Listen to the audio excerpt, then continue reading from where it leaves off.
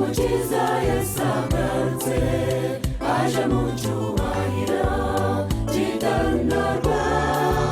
Indirimbo zishimwe zizaba ziririmba n'abera bacunguwe kuri uwo munsi.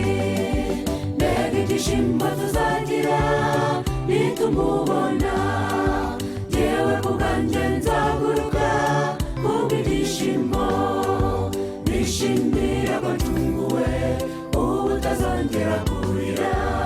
Haleluya irakazama niwe amahoro. Mbega ibyishimo tuzagira nitumubona, yewe ku bwanjye nzaguruka kubw'ibyishimo, nishimira ko ncunguwe ubu utazongera kurira. Haleluya irakazama niwe amahoro.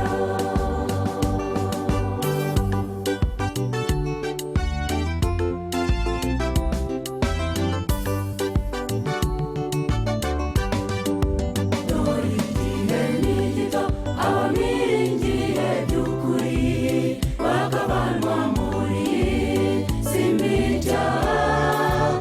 Suzuma imibanire yawe n'umwami Yesu, n'igihombo kutazaba nta n'umukiza.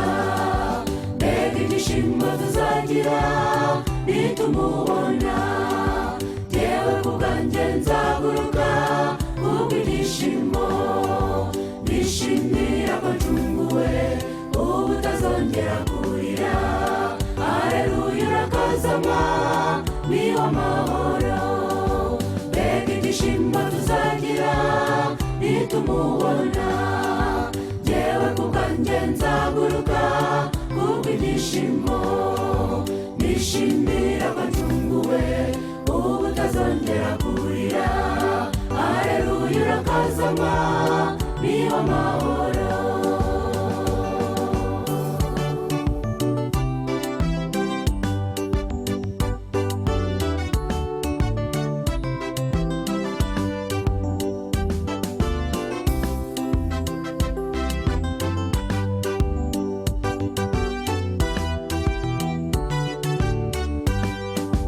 Aho heza tuvuga ni igihugu cy'umunezero, kitazabamo ikibi n'igisa nacyo.